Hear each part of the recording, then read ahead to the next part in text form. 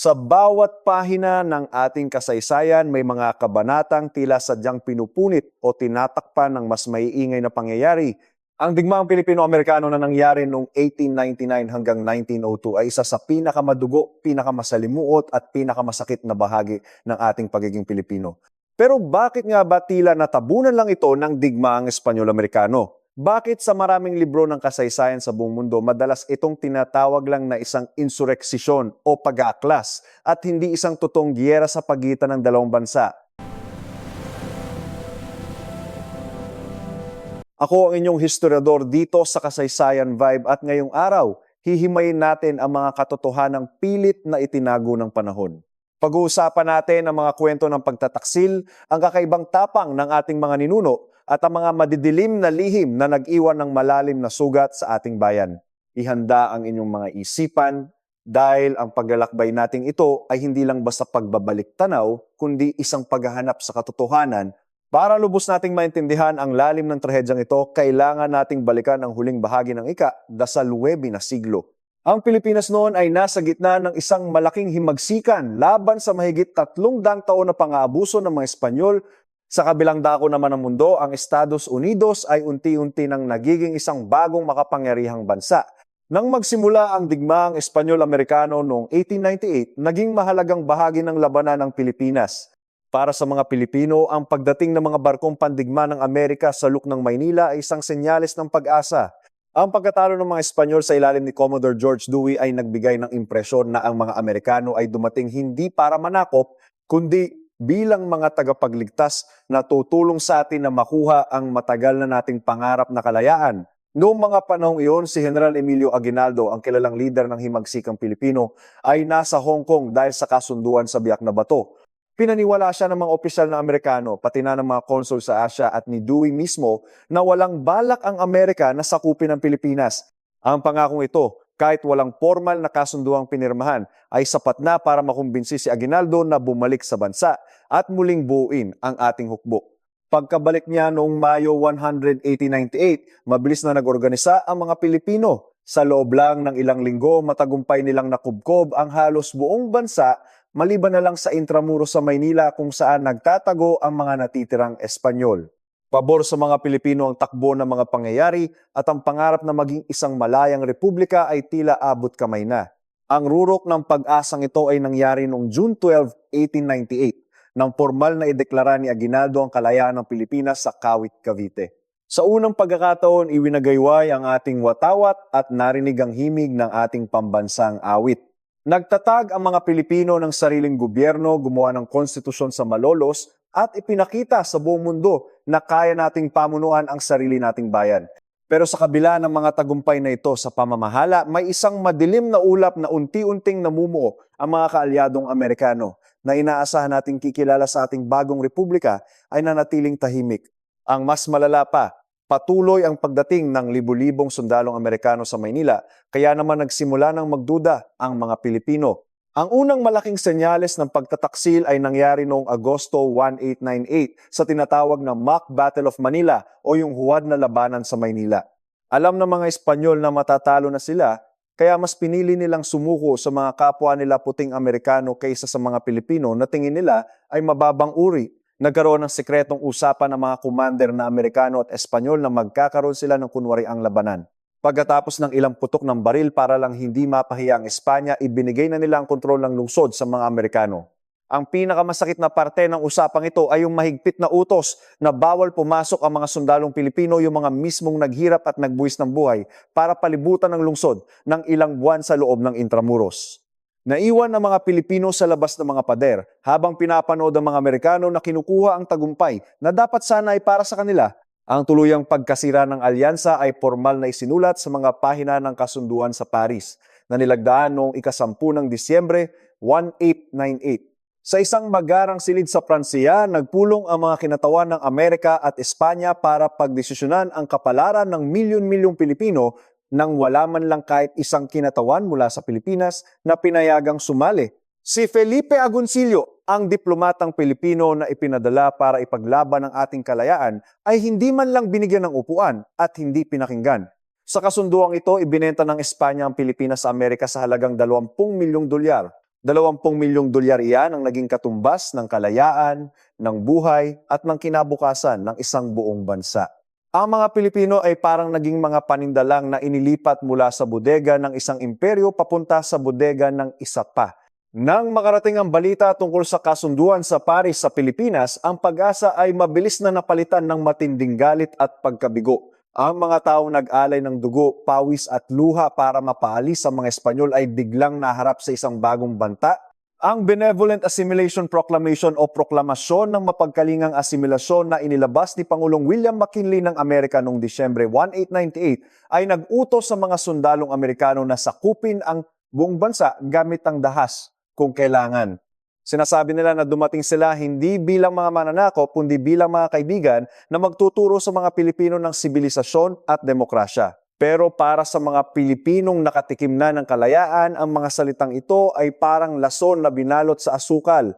Ang tensisyon sa pagitan ng dalawang panig na nakaposisyon sa paligid ng Maynila ay talagang uminit ng husto. Sa mga unang buwan ng taong 180-99, ang Maynila ay naging parang isang imbakan ng pulbura na naghihintay na lang ng mitsa. Ang mga linyang naghihiwalay sa mga sundalong Amerikano at Pilipino ay sobrang lapit sa isa't isa, kaya minsan ay nagkakasigawan pa sila mula sa magkabilang panig. Patuloy na pinalalakas ng mga Amerikano ang kanilang depensa habang ang mga Pilipino naman, sa ilalim ng pamumuno ni General Antonio Luna, ay naghukay na ng mga trinsera at naghahanda para sa isang labanang alam nilang hindi na maiiwasan. Ang mga negosasyon sa pagitan ni Aguinaldo at ng mga commander ng Amerika ay nauwi sa wala. Ang bawat panig ay naghihinala, nagmamasid, at laging nakahawak sa gatilyo ng kanilang mga baril. Ang katahimikan sa gabi ay hindi nagdadala ng kapayapaan, kundi ng isang nakakabinging kaba na anumang oras, ang digmaan ay sasabog at lalamon sa lahat. At nangyari na nga ang inaasahang gulo noong gabi ng February 4, 1899. Sa isang madilim at tahimik na kalsada malapit sa tulay ng San Juan, may grupo ng mga sundalong Pilipino na naglalakad papunta sa linya ng mga Amerikano. Pinatigil sila ng isang bantay na si Private William W. Grayson mula sa 1st Nebraska Regiment. Sumigaw si Grayson ng halt para pahintuin ang mga Pilipino. Dahil siguro hindi sila nagkaintindihan sa wika o dahil na rin sa sobrang tensyon sa paligid, hindi huminto ang mga Pilipino at sumagot pa ng halto na salitang Espanyol naman para sa paghinto. Sa pagkakataong yon, itinaas ni Grayson ang kanyang baril, tinarget ang mga nino sa dilim at kinalabit ang gatilyo. Ang putok na yon ay hindi lang narinig sa kalsada ng San Juan, kundi tumatak sa buong kasaysayan natin.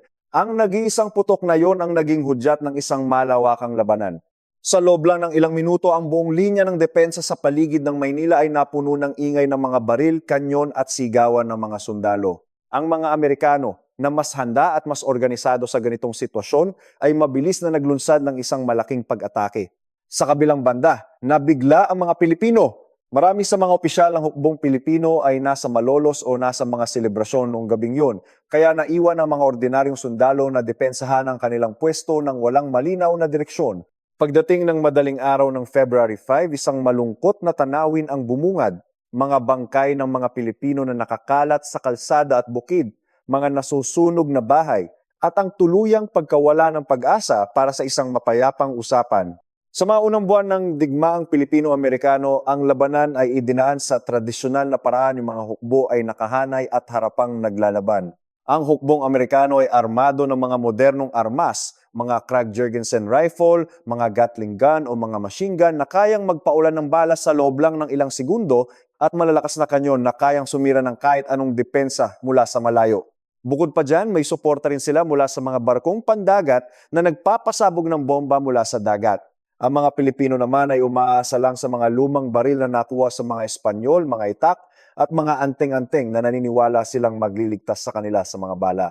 Ang tapang at pagmamahal sa bayan ay hindi naging sapat para tapatan ang lakas ng modernong teknolohiya sa giyera.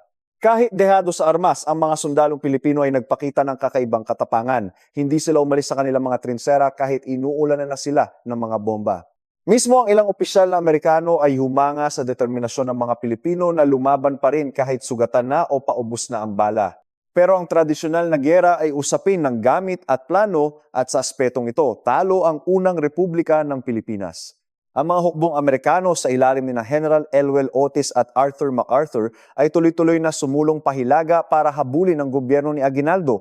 Isa-isang nasakop ang mga bayan at lalawigan at ang pag-atras ng mga Pilipino ay naging isang madugong pagtakas patungo sa mga bundok. Noong March 31, 1899, tuluyan ang nakuha ng mga Amerikano ang Malolos, Bulacan ng kabisera ng unang Republika ng Pilipinas. Bago pa man dumating ang mga Amerikano, nag-utos si Aguinaldo na sunugin ang mga gusali ng gobyerno para hindi ito mapakinabangan ng mga kaaway. Ang tanawin ng nasusunog na kabisera ay naging simbolo ng pagguho ng pangarap ng isang malayang bansa. Napilitan ng gobyerno ni Aguinaldo na palipat-lipat ng pwesto mula San Isidro, Nueva Ecija hanggang Tarlac at tuloy-tuloy lang ang pag-atras pahilaga. Sa bawat pag-atras, lalong humihina ang kakayahan ng gobyerno na mamuno at magpondo sa kanilang mga sundalo. Ang harapang bakbakan ay malinaw na nagdadala lang ng pagkawasak sa panig ng mga Pilipino. Sa gitna ng mga pagkatalong ito, isang tao ang naging sentro ng pag-asa at kontrobersya para sa hukbong Pilipino, si General Antonio Luna. Sinubukan niyang magpatupad ng matinding disiplina sa isang hukbo na mas sanay sa estilong gerilya at kanya-kanyang pamumuno. Gumawa siya ng mga depensa at nagplano ng mga matatalinong taktika para mapabagal ang paglusob ng mga Amerikano.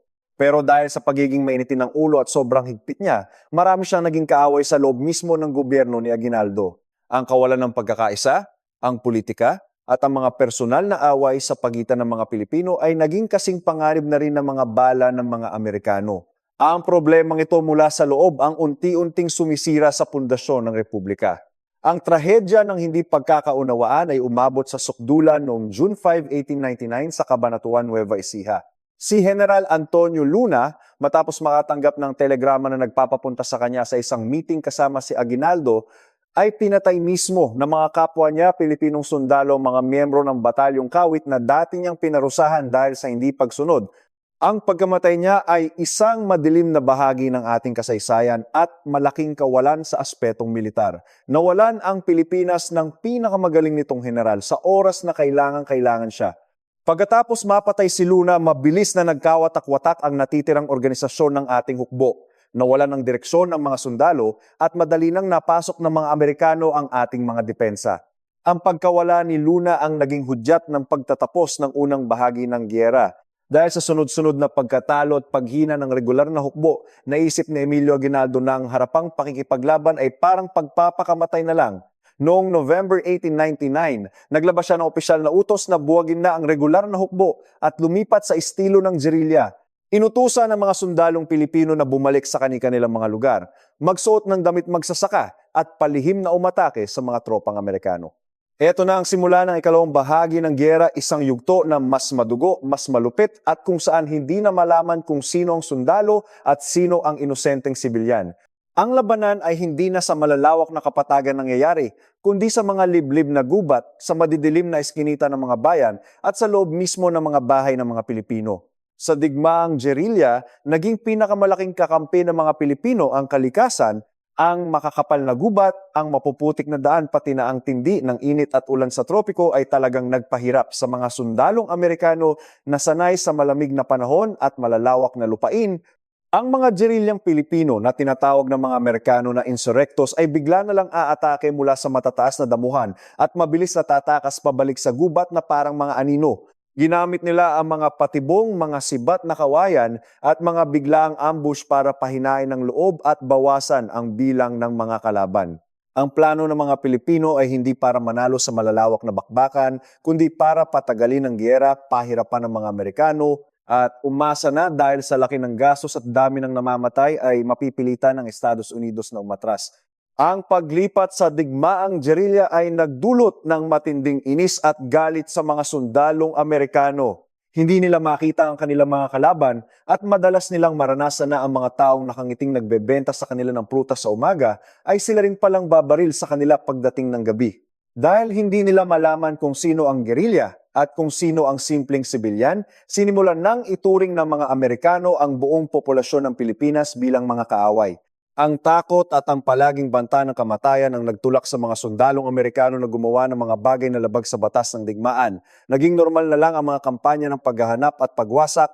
Ang mga bayan na pinaghihinalaang tumutulong sa mga gerilya ay sinusunog, ang mga pananim ay sinisira, at ang mga alagang hayop ay pinapatay para gutumin ang mga lumalaban. Isa sa mga pinakamalupit na paraang ginamit ng mga Amerikano na madalas itago o hindi masyadong binabanggit sa mga libro ng kasaysayan ay ang sistema ng reconcentration o ang pag-iipon sa mga sibilyan sa mga itinalagang lugar. Sa ilalim ng pamumuno ni General J. Franklin Bell sa Batangas at iba pang probinsya, inutusan ng lahat ng tao na iwan ang kanilang mga bahay at lumipat sa mga zona na binabantayan ng militar. Ang sinumang makita sa labas ng mga zonang ito ay automatikong ituturing na kalaban at pwedeng barilin ng walang babala. Ang layunin nito ay putulin ang tulong at impormasyong nakukuha ng mga gerilya mula sa mga sibilyan. Pero ang naging epekto nito sa mga inosenteng tao ay talagang napakasakit. Isa itong direktang paglabag sa karapatang pantao na nagdulot ng malawakang paghihirap at pagkamatay ng libu-libong Pilipino. Sa loob ng mga reconcentration camp na ito, hindi makatao ang naging sitwasyon. Dahil sa kawalan ng pagkain, malinis na tubig at maayos na palikuran, mabilis na kumalat ang mga sakit gaya ng kolera, malaria at disenterya. Mas maraming Pilipino ang namatay sa gutom at sakit sa loob ng mga kampong ito kaysa sa mga namatay sa mismong labanan. Maraming pamilya ang nawasak at isang buong henerasyon ng mga bata ang pumanaw dahil sa malnutrisyon. Ang mga kampanyang ito ay hindi lang para talunin ang hukbong Pilipino, kundi para durugin ang mismong tapang at kagustuhan ng buong bansa na lumaban. Ang kalupitang ito ay sadyang kinalimutan na lang at tinawag na kailangang hakbang para sa pacification o pagpapatahimik. Pero sa totoo lang, isa itong sistematikong pagpapahirap sa isang lahi na gusto lang naman maging malaya. Para makakuha ng impormasyon tungkol sa kinaroroonan ng mga gerilya at mga nakatagong armas, gumamit ang militar ng Amerika ng iba't ibang klase ng torture. Ang pinakasikat at pinakakinatatakutan sa lahat ay ang tinatawag na water cure o torture gamit ang tubig. Sa paraang ito, ang isang pinaghihinalaang Pilipino ay tatali ng nakahiga. Pipiliting ibuka ang bibig niya gamit ang kawayan o bayoneta. At bubuhusan ng galong-galong maduming tubig ang lalamunan niya hanggang sa lumubo ang tiyan niya. Pagkatapos, tatapakan o tatalunan ng mga sundalo ang tiyan ng biktima para sapilitang maisuka ang tubig kasama ang dugo at mga internal organ. Uulitin ang prosesong ito hanggang sa magsalita ang biktima o hanggang sa mamatay siya. Isa itong nakakasuklam na gawain na nagpapakita ng pagkawala ng moralidad sa gitna ng giyera.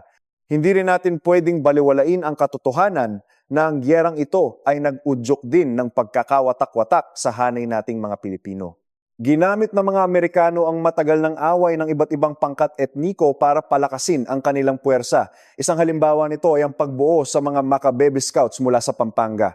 Ang mga Macabebe na dati ring nagsilbi sa mga Espanyol at may matinding galit sa mga Tagalog na namumuno sa revolusyon ay naging mga tapat na sundalo at espiya para sa mga Amerikano. Sila ang madalas gamitin sa mga delikadong misyon dahil kabisado nila ang wika at ang mga pasikot-sikot sa mga probinsya. Ang paggamit sa mga Pilipino laban sa kapwa Pilipino ay isang napaka-epektibo pero nakakatakot na taktika ng mga Amerikano para mapabilis ang pagbagsak ng republikang itinayo ni Aguinaldo. Ang pinakamadilim na kabanata ng digmaang Pilipino-Amerikano ay marahil ang nangyari sa isla ng Samar noong taong 1901. Nagsimula ito sa bayan ng Balangiga. Ang Company C ng 9th U.S. Infantry Regiment ay nakadestino sa bayan at noong una, naging maayos naman ang pakikitungo nila sa mga lokal na residente. Pero dahil sa tuloy-tuloy na pang-aabuso ng mga sundalo, gaya ng pilit na pagpapatrabaho sa mga lalaki at pambabastos sa mga babae, nagplano ng isang sikretong pag-aaklas ang mga taong bayan sa pamumuno ni Valeriano Abanador, ang hepe ng pulisya. Nagbihis ang mga lalaking Pilipino bilang mga babaeng nagluluksa at nagdala ng mga kabaong na puno ng mga itak papunta sa simbahan. Naghintay sila ng tamang pagkakataon para bawiin ang kanilang dangal at bayan mula sa mga mapang-abusong dayuhan noong umaga ng ika-28 ng Setyembre 1901 habang ang mga sundalong Amerikano ay nag-aalmusal at walang dalang armas. Tumunog ang mga kampana ng simbahan ng Balangiga. Ito na ang hudyat ng pag-atake. Mabilis na inilabas ng mga Pilipino ang kanilang mga itak mula sa mga kabaong at sumugod sa mga nagulat na Amerikano. Naging mabilis, madugo at walang awa ang labanan. Sa loob lang ng ilang minuto, halos 50 sundalong Amerikano ang napatay at marami sa kanila ay tinaga hanggang mamatay. Ang pag-ataking ito na tinawag ng mga Amerikano na Balangiga Massacre ay isa sa pinakamalaking pagkatalo ng hukbong Amerikano sa isang labanan noong giyera. Para sa mga Pilipino, isa itong matagumpay na pag-aaklas, pero para sa mga Amerikano, isa itong pagtataksil na dapat gantihan ng matindi. Nakarating sa Washington ang balita tungkol sa nangyari sa Balangiga at talagang ikinagalit nila ito. Ipinadala si Brigadier General Jacob H. Smith sa Samar para pangunahan ang paghihiganti. Ang mga utos niya sa kanyang mga tauhan, lalo na kay Major Littleton Waller, ay talagang nakakatakot at tumatak sa kasaysayan dahil sa tindi ng lupit nito. Sabi ni Smith, ayaw ko ng mga bilanggo, gusto kong pumatay kayo at manunog dahil mas marami kayong mapatay at masunog, mas matutuwa ako. Gusto kong patayin ang lahat ng kayang humawak ng armas laban sa United States. Noong tinanong siya kung hanggang anong edad ang kasama, sumagot si Smith, 10 taon pataas, 10 pataas. Dahil sa utos na ito, naging malaya ang mga sundalo na pumatay kahit ng mga inosenteng bata. Gusto ni Smith na gawing howling wilderness o isang masukal na disyerto ang Samar, naging isang malawakang pagpatay ang kampanya sa Samar. Nagmarcha ang mga sundalong Amerikano sa buong isla, sinunog ang bawat bahay, pinatay ang bawat hayop at binaril ang sino mang Pilipinong makita nila, bata man o matanda.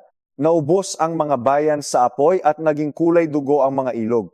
Walang eksaktong bilang kung ilan talaga ang namatay sa Samar pero ang taya ay nasa 10,000 hanggang 50,000 sibilyan. Kinuha rin ng mga Amerikano ang mga kampana ng Balangiga bilang mga tropeo ng digmaan, mga kampana na inabot ng mahigit 1 siglo bago na ibalik sa Pilipinas. Ang ginawa ni Jenner Smith ay nilitis din sa isang court-martial sa Amerika, pero ang parusa sa kanya ay simpleng pagsaway lang at sapilitang pagre-retiro na isang malaking insulto sa libu-libong buhay na nawala dahil sa kanyang pagiganti. Habang dumanak ang dugo sa Pilipinas, may matindi ring labanan ng mga ideya sa loob mismo ng Estados Unidos. Hindi lahat ng Amerikano ay pabor sa pagsakop sa Pilipinas. Itinatag nila ang Anti-Imperialist League, isang grupo ng mga sikat na matatalinong tao, politiko at negosyante. Ipinaglaban nila na ang pagsakop sa ibang bansa at hindi pagbibigay ng kalayaan sa mga tao nito ay labag sa mga prinsipyo kung bakit itinatag ang Amerika ang ideya na ang gobyerno ay dapat may pahintulot ng mga pinamumunuan nito. Binatikos sila ang pang-aabuso ng militar at ang pagtatago ng katotohanan ng gobyerno ni McKinley sa taumbayan. Para sa kanila, nagiging katulad na rin ng Estados Unidos ng imperyong nilabanan nila noong Rebolusyong Amerikano laban sa Britanya. Isa sa mga pinakamaingay at kilalang boses ng Anti-Imperialist League ay ang sikat na manunulat na si Mark Twain. Ginamit niya ang kanyang talino at galing sa pagsusulat para ipakita ang pagkukunwari sa likod ng digmaan. Sa isa sa kanyang mga sanaysay, sinabi niya, "Nagpaamo tayo ng libu-libong taga-isla at inilibing sila. Sinira ang kanilang mga bukid, sinunog ang kanilang mga baryo, at pinalayas ang kanilang mga biyuda at ulila. At dahil dito, sa pamamagitan ng mga biyaya ng Diyos at ang linyang ito ay galing sa gobyerno, hindi sa akin tayo ay isa ng world power." Iminungkahi pa niya na palitan ng watawat ng Amerika, na pinturahan ng itim ang mga puting guhit at palitan ng bungo at mga buto ang mga bituin. Ang mga salita ni Twain ay nagbigay ng boses sa mga biktima ng digmaan pero madalas itong isensor o hindi pinapansin ng mga pahayagan na pabor sa pananakop.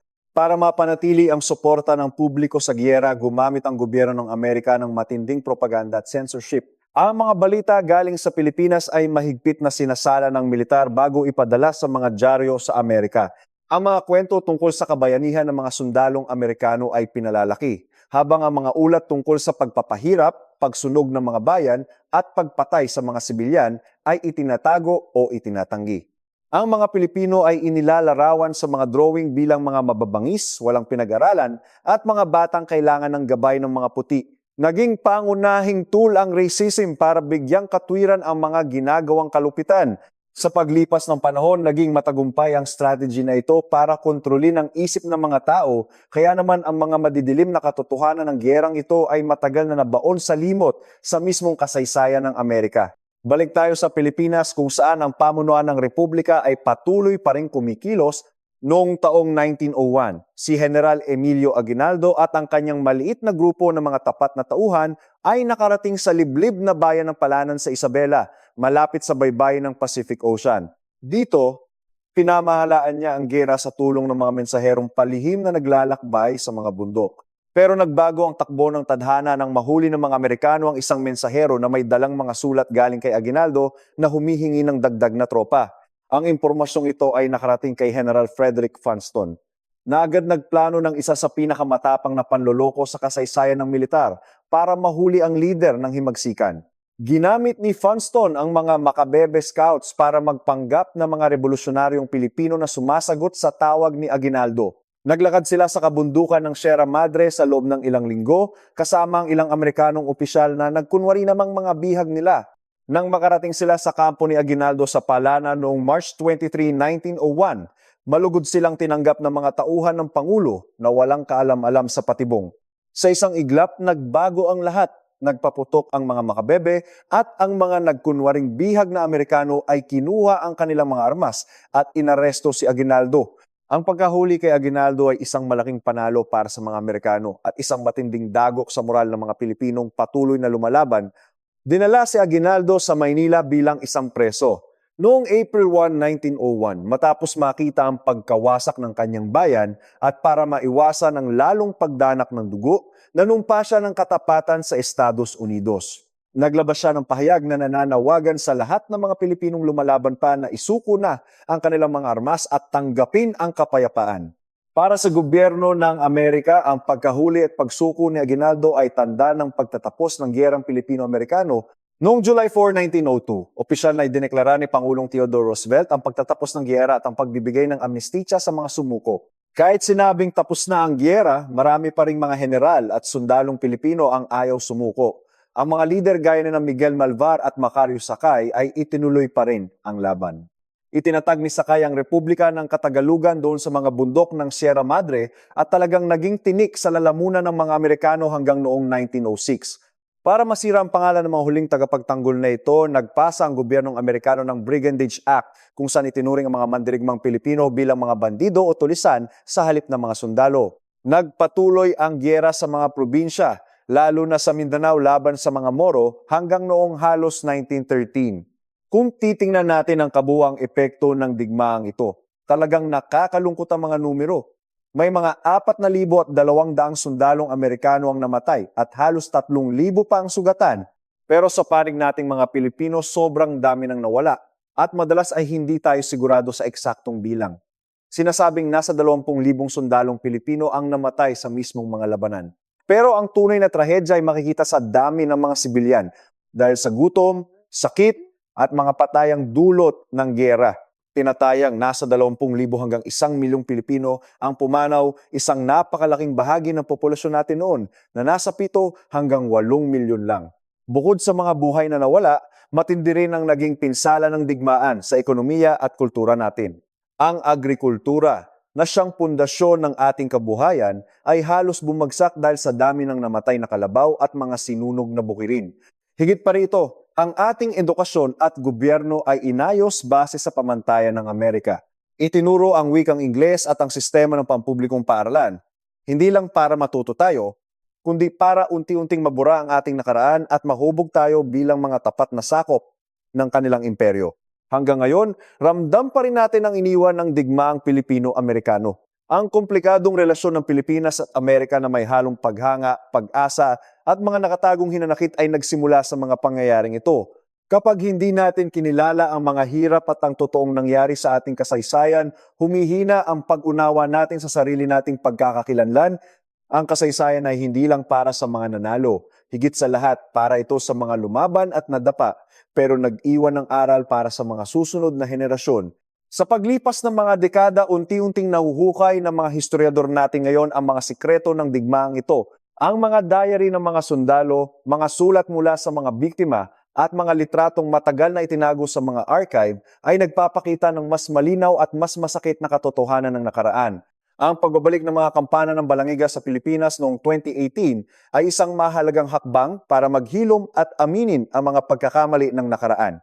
Pero ang totoong paghilom ay magsisimula lang kapag ang bawat Pilipino ay mulat sa totoong kwento ng kanilang bayan. Hindi yung kwentong gawa ng mga mananakop, kundi yung kwentong isinulat gamit ang dugo ng ating mga bayani. Ang digmaang Pilipino-Amerikano ay paalala sa atin na ang kalayaan ay hindi basta-basta binibigay na parang regalo. Kailangan itong ipaglaban at madalas sobrang mahal ng nagiging kapalit nito. Pinatunayan ito ang tibay ng loob ng mga Pilipino na harapin ang isang dambuhalang imperyo kahit alam nilang dehado sila sa laban. Pinakita rin ito ang madidilim na bahagi ng imperialismo at kung paano ang mga magagandang ideya gaya ng demokrasya ay maaring gamitin para lang pagtakpan ang pananakop at pang-aabuso. Sa pag-aaral natin sa kabanatang ito, hindi natin gustong magtanim ng galit, kundi para magkaroon tayo ng malalim na respeto sa ating nakaraan at para hindi na maulit ang mga pagkakamali ng kasaysayan. Habang tinatapos natin ang pagtalakay sa madugong bahaging ito, gusto ko kayong yayain na mag-isip-isip.